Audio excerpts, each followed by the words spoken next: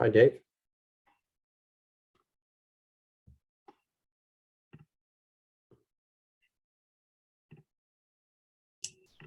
Okay. How you doing? How's it going? I'm promoting everyone to a panelist so that, everybody can chat. Okay. Give me 2 seconds. I believe they've already started recording this. Yeah. What I might do is I might pause this real quick, give 5 minutes.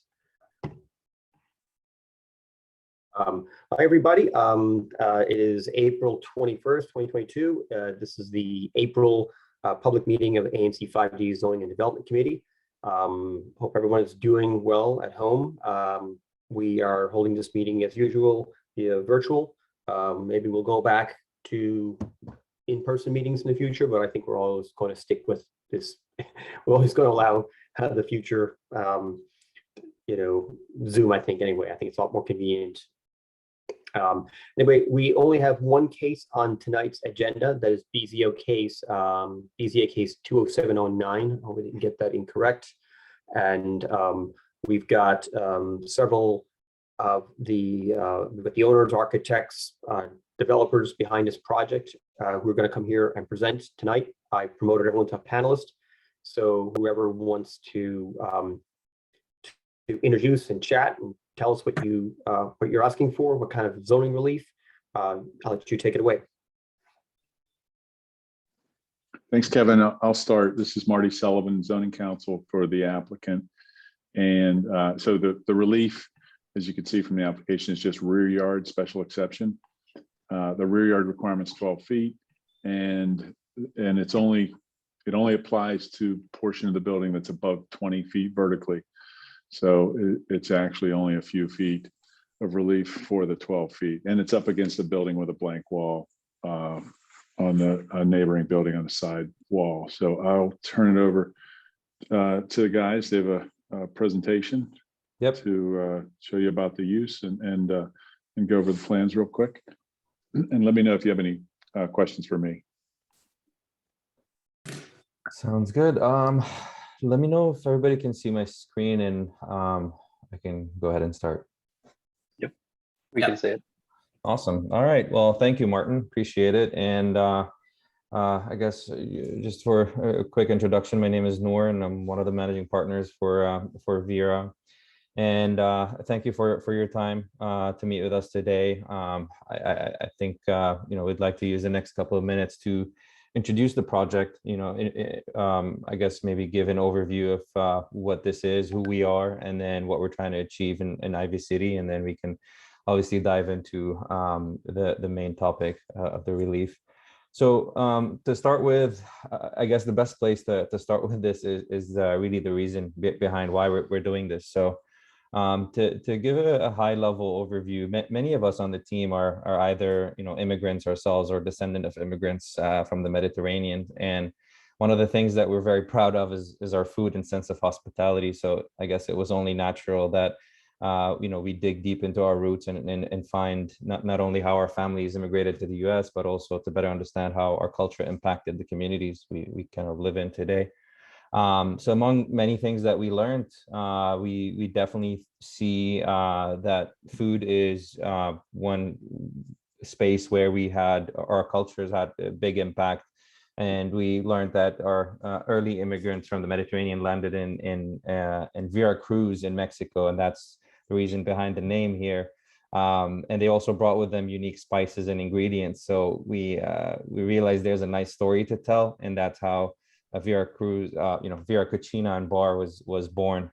And to tell this story, we wanted to make sure that we're assembling the right team with a strong background in the food and beverage industry, especially in the DMV area. So I'll give a quick introduction of the entire team here, starting with Nave, who is the lead and creator of this project. He has a lot of successful ventures in this space under his belt. I won't bore everybody with the details. Some of the places are actually called out in the slide here, but pointing out that Nave has a large crowd of young professionals that will definitely be excited to join him in Ivy City when we open our doors. Fadi is our very own CPA and bookkeeper, who's also very familiar with the industry. Scott is a tenured and experienced entrepreneur who owns some of the some famous restaurants in the city as well, and he brings a lot of marketing experience to the team. David, our architect, he also has his name on some of the more notable projects in the city. And Mazen is our construction manager, also on the call. He's been essential in getting this off the ground, and he's been in the construction industry for a very long time, and he manages our contractors. And finally, myself, I'm the project manager and coordinator that tries to keep everyone aligned, and I also help with the creative and operations side of the house. So I guess the next few slides are just highlighting some of the inspirations behind the project. Really, we're working with designers out of Mexico City to complement our authentic and genuine Mexican and Mediterranean cuisine. We wanted to make sure that we have a design that sheds light on the inspiration coming from these regions. I earlier showed the concrete, some concrete blocks that we're using in the venue, some tiles inspired by the Mediterranean. A lot of greenery will be in this space on both levels. We're thinking more of it as a tropical oasis, really, and then some hanging ropes and fabrics that we'd like to use also. That's pretty much the inspiration. I have included the plat in here and then some of the plans. I'm going to scan quickly through them, and I'm happy to go back and answer any questions with the help of Dave here. But this is the first floor plan. This is the second floor, and then primarily I think what we're focused on is the elevation. So that's what we're looking at here. This is the second floor, and we actually have some renders of that as well. This is the front facade. That's looking at it from Fenwick Street, and that's the left side looking at it from Oakey Street. And then these were some renders that we worked on with our designers and architect. And that's pretty much it. Happy to answer any questions.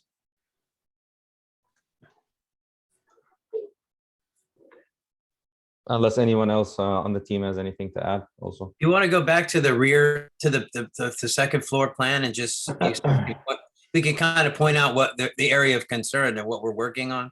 It's just Sure. the area where the bathrooms and the stairwell are, which were actually existing already. But they're asking us to set everything back if we touch anything up there. And so we decided to seek relief rather than lose 12 feet of the back of the building. And the building abuts, right, it goes right up against the building behind it. So there really isn't any yard or anything or any way to get back there. So, but that's the area that we're talking about. It's pretty straightforward, yeah. And how the building right behind it has the sort of shed roof. Are you guys going above their eave, or are you guys still below the eave of that building? No, I think we're below it. If I recall correctly, there are some solar panels on that roof. If I remember correctly, I think we're still below it. Yeah. And it was kind of hard to read some of the plans. It was just low resolution on what was uploaded. But am I understanding it correctly, where essentially what's the proposed plan rooftop, you're enclosing it, but it's still an open roof, so it's not fully enclosed. It's not a fully enclosed space. It's an operable, it's going to be an operable roof. So part of it will be able to be open. Yeah. Okay. So It can be open or closed, yeah. Yeah. Those three white panels right here will be retractable. Gotcha. There's also some skylights and things like that. So you do feel like you're outside a little bit up there. That's the idea. There's a lot of glass on the south facing wall. Has a lot of glass, so you can look out that one exposure. The other side, there's three sides are pretty much closed in. And I understand, so most of the design was matter of right. If it was a true matter of right, they would actually require you to actually even remove some of the existing first floor as well, right? That's the, by going up the matter, right, you said they would make you demo and remove 12 feet from the back of the existing building to have the rear yard setback. I mean, Is it- I haven't had that come up, but they will make you set back everything above that. Oh, so it would only be on the setback on the second floor. you're Yeah, saying. exactly. We don't have to wreck the building and pull that back. That would be real, Okay, yeah. a lot. Yeah. Yeah, there's Yeah. actually, Kevin, there's a 20-foot, we don't need to meet the rear yard requirement for the first 20 feet of vertical height. Okay. Okay, Right. gotcha. Yeah.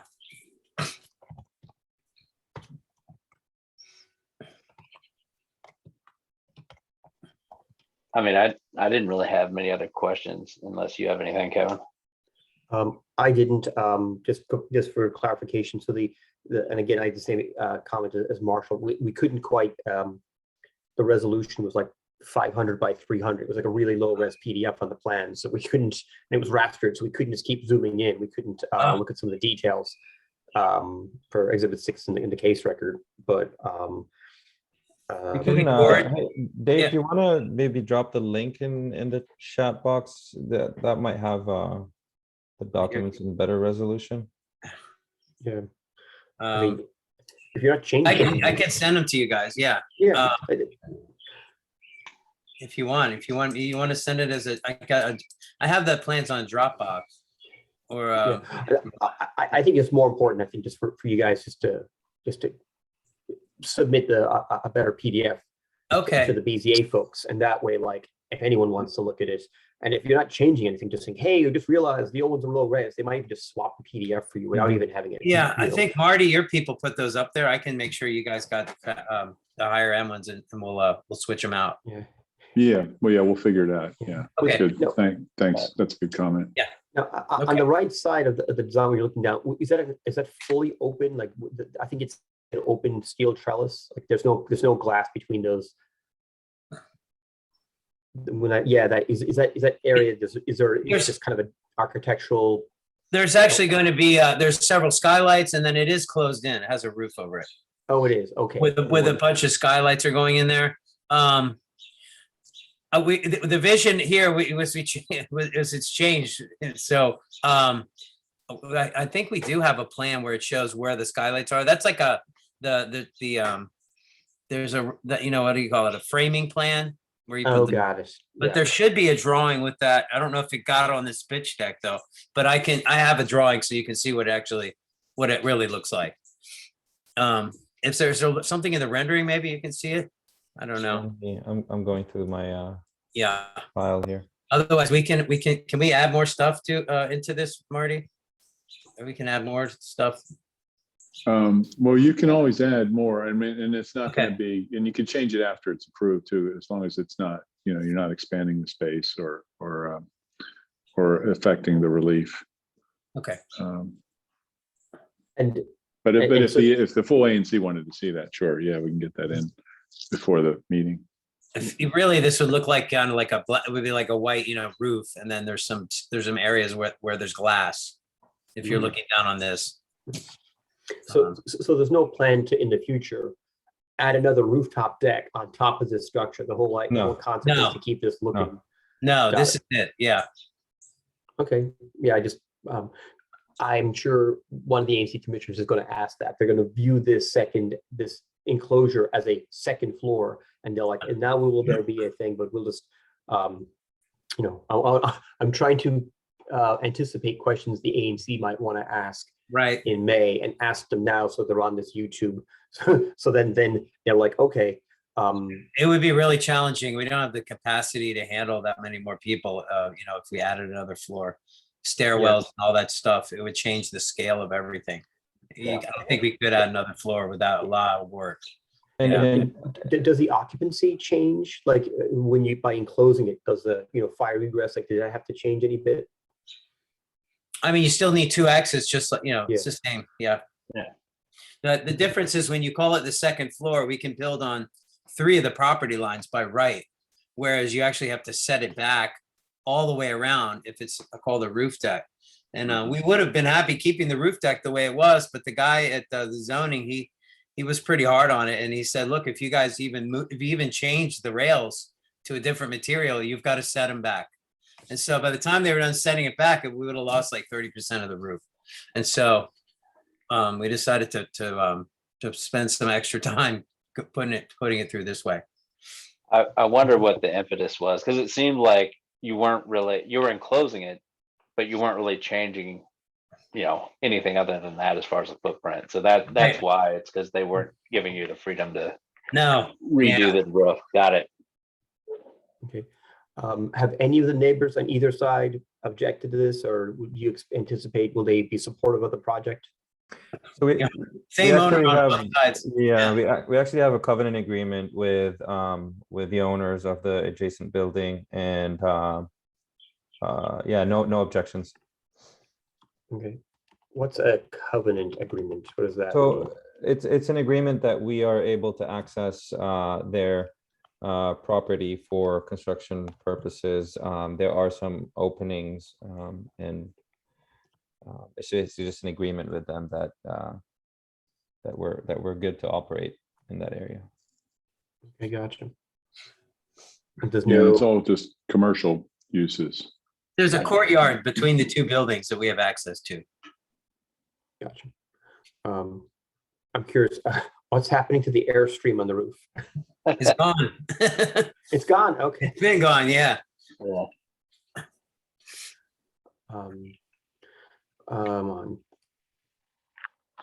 I mean, and all of the adjacent neighbors, those are also zoned PDR. Yeah. And honestly, the vast majority of all of the recent cases that have come before us in this neighborhood, people are going up 7 stories. So I don't anticipate anyone is going to be upset that you're asking for what really is some minor relief. I don't have any further questions myself. Okay. Marshall, did you have any questions? No, I'm good. Great.